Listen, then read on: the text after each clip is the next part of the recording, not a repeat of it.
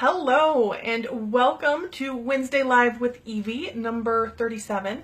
Today's topic is, have you normalized your distractions? And speaking of distractions, I have the wrong note thing up over there. So all right, we're all set. So if you don't know me, my name is Evie Burke, and I work with entrepreneurs and I help them take their productivity to a new level. So like I said, today we're going to be talking about whether you've normalized your distractions, and I'll describe what that means in just a minute. Before we get started, I want to let you know about a couple of things that I have going on if you're not already aware. First of all, if you are somebody who is just feeling really overwhelmed with everything that you have going on in your business right now, and you just aren't sure what to focus on next, you just kind of bounce from one thing to another, and you know that things are falling through the cracks and you're ready for that to stop, head over to my website at One Insight Closer and check out the freebie I have there. It's how to choose priorities when everything is important. Because a lot of times in our business, it seems like everything is a really important thing that needs to be done right now, but we can only do one thing at a time. And what this will do is it'll walk you through getting everything out of your head onto a piece of paper and how to choose what's really important, what really needs to be done right now. So head over there and grab that. And if you're someone who is tooling along in your business and you have big goals that you want to make sure that you're on track to meet, and you know that self-imposed deadlines maybe aren't the best way to do that for you because they just kind of fly right on by, maybe it's time for you to be in a group that can give you a little outside accountability and give you deadlines to meet where you're not the only one that's holding you accountable to meet those deadlines. And if that's something that would be helpful for you, that would just really help your business take off, I have a mastermind group that is still accepting members that I would love to talk with you about and see if you're a good fit for that. So if you want to find out more about that, just leave me a message below, reach out to me. You can just comment below too that you want me to reach out, and I will do that. And last but not least, if you are not already part of the Facebook group Productivity for Women Entrepreneurs, head over there and join us. It is a great group of women who are meeting their business goals, and I would love to have you there if you weren't already. So I am going to go ahead and share this into the event, because a lot of times people are looking for the Facebook Live in the event and they can't find it. So let me do that. Just bear with me for a minute. All right, so, and if you're wondering, if you're doing Facebook Live and you're wondering how to do that, if you click share, you can do share in an event and just start typing the name, and it will pop up, and then you can just post it right in there, so then the link is shared right there. I know I was talking to somebody the other day who was wondering how I do that, so that's how I do it. All right, so today's topic is normalizing your distractions. So what I mean by that is, are there distractions in your day that are just so much a part of your day that you don't even realize that they're distractions? So this can take a couple of different forms. It can be the things that maybe a year ago or even 3 months ago that weren't a part of your day. Or if they were, they took very little time, where now they're a huge part of your day and they're taking up a lot of time.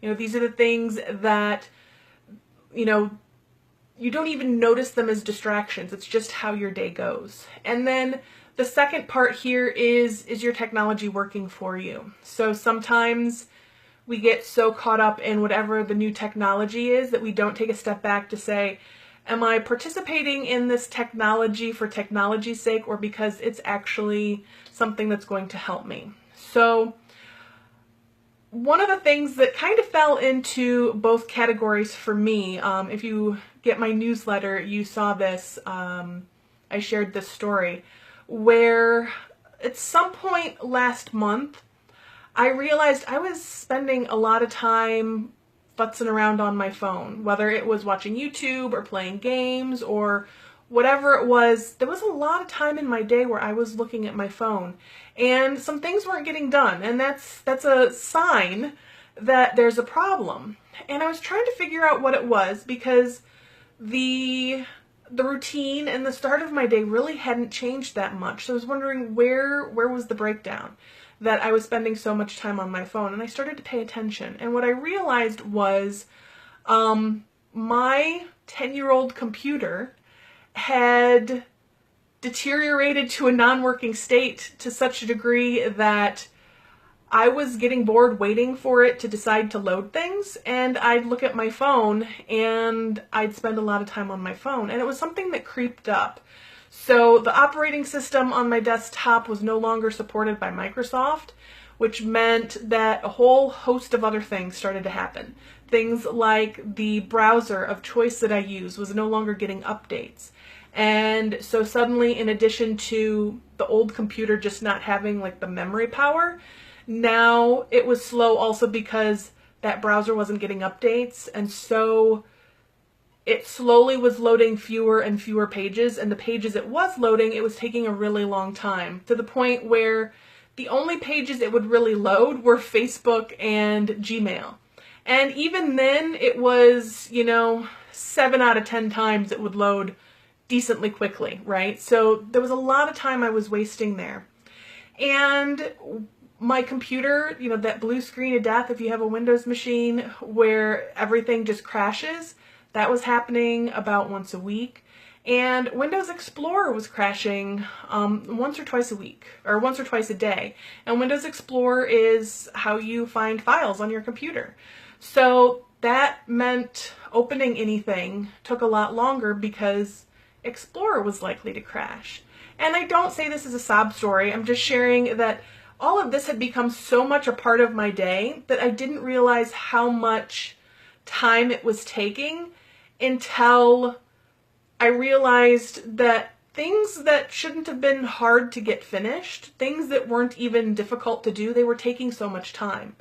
And something needed to change. So, long story short, I did end up getting a new computer, and that's what I have now, but there was a couple of other things that happened in the middle where if you want the full story, go and read the blog. I'm not going to share it all here, but that's just one example of how little things can really creep into your day and take a lot of time and you don't realize it. It just becomes part of how the day goes.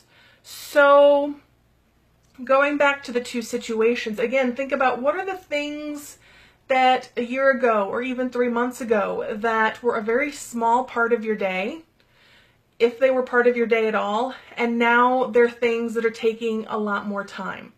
And that might be a task that you do regularly that used to take a minute or 5 minutes. All of a sudden now it's taking 20 minutes or an hour, right?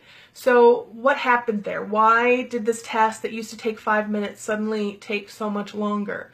For me, one of the ways that showed up was doing even like Facebook Lives, where the things that I do after my Facebook Live to make sure that I'm sharing it where I want to share it, that was taking so much time that it was like, oh, I'll just do it later, right? And those things add up. So what are those things for you? That quick 3 p.m. break to get a glass of water and maybe have a quick snack that turns into a 20-minute snack break, or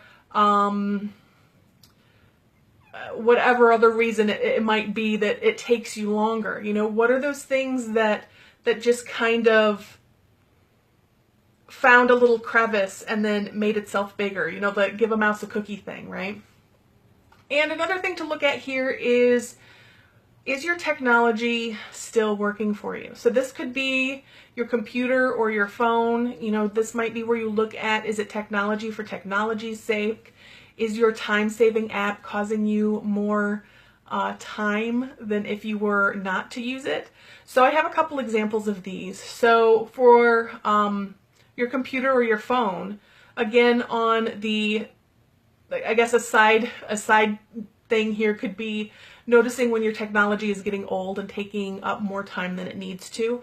Because my other story is around my old phone that didn't want to run a lot of apps anymore. And the phone was, it was old. It was probably 3 or 4 years old, which is so old for a phone. And you know, those mapping apps that you use to get yourself from point A to point B, if it would load, it was likely to crash for me about 10 minutes into my drive. Now, that's fine if you know where you're going or if you know how to get home, but which most of the time, you know, I knew where I was going and things were close enough that it wasn't a problem. But I know that there was a couple of times last year that I'd be coming home from somewhere and I wouldn't be in my proverbial box. So I wouldn't be, when I say box, my husband and I talk about this when we're driving somewhere. You know, if the phone isn't working or you don't have a map, who uses or has a paper map anymore though, right? But are you in your box? Where even if you're completely turned around, if you go one direction long enough, do you know that you're going to hit a road that you know, which will tell you, okay, this is where I am.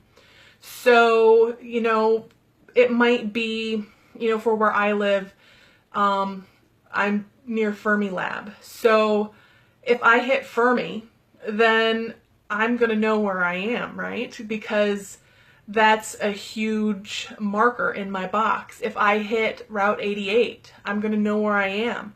That's one of those markers in my box. But when I'm in a different suburb or a different area of Chicagoland where my box is so big, like the Wisconsin border is one edge of my box, and if I hit that, I'm far away from home. It's going to take me a while. So, long story here, the point is my phone wasn't working.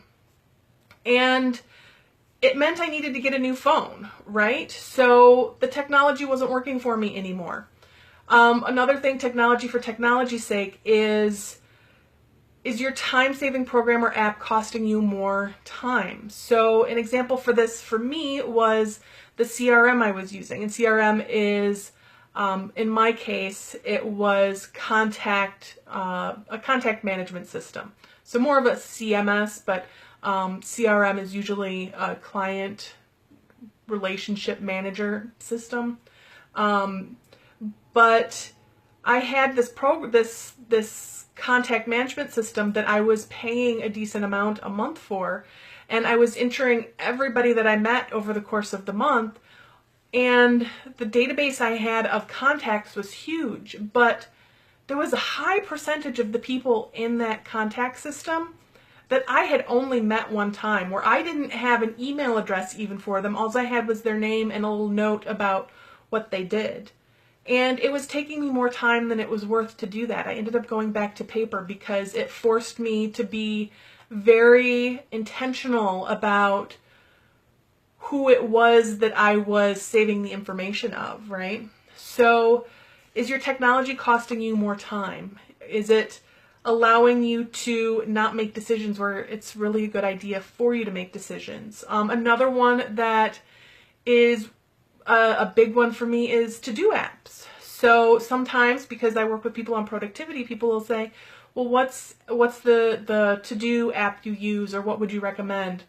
And the honest to God truth is, I don't know. Like, I can point you to other people and what they use, but I like my paper. You know, that's what works for me. When I use a to-do app, then the problem I have is I spend so much time making sure that it's showing up right for myself and playing with it, because that's fun, that I'm not actually getting the things done that I need to. You know, it becomes, my to-do app becomes a procrastination tool, right? So look at the apps that you're using and just notice, are they a way for you to not make a decision about something that you really need to make a decision on? Are they costing you more time than they're worth? Or are they a way that you are procrastinating about something else? How much time are you spending with them? I'd love to know any questions that you have so far. I know I've had a couple of sidetracks that have kind of gone on a little bit, but I'd love to know if you guys have any questions about how you normalize your distractions. So again, normalizing distractions is just the way that you have those distractions in your day that are just so much a part of your day that you don't even realize that they are distractions, that they are things that are taking more time than maybe they need to. So let me see if I have anything else here in my notes. Okay, so what to do about it? So the big thing with distractions that have become normalized is noticing them. Once you notice them, then you can start to decide what's the next step. I don't know if insidious is the right word, but they're sneaky because they have become things that have become so much a part of your day that noticing them can be difficult. Yes, Rochelle says she's starting to leave her phone off for periods of time or not bringing it into her office. That's a great point, because one of the things, there was a study done within the last year or two, and I'd be interested to know if it changes by age, because a lot of times when you read about these studies, they're done with college or master's type students. So they're usually in their 20s. So I'd be interested to know if this applies the same way with people in their 30s, 40s, 50s, 60s, and beyond. But there was a study done that said, I was going to show you my phone. I'm using my phone to record this, so that's not going to work.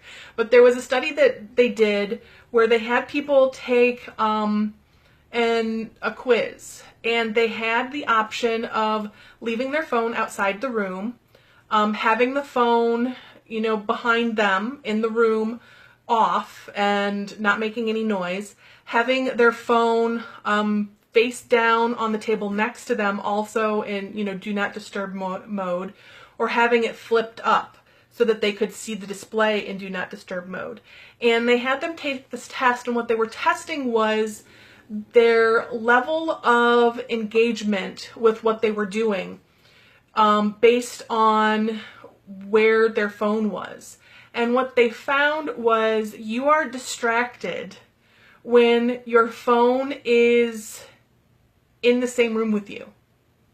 So just because there's a part of your brain that knows that that phone is there and there might be something happening that you will want to check, versus if it's in an outside room, if it's in a room outside of where you are, if it's in another room from you, that's a better way to say that, then you're not thinking about it so much because it's in a different room. And that being present with what you were working, what you were doing, that level of presence diminished based on where the phone was. So obviously the phone that was face up next to you, so you could, even if it wasn't making a noise, you could look at it. That was a huge distraction. Even having it face down next to you, it still was a distraction.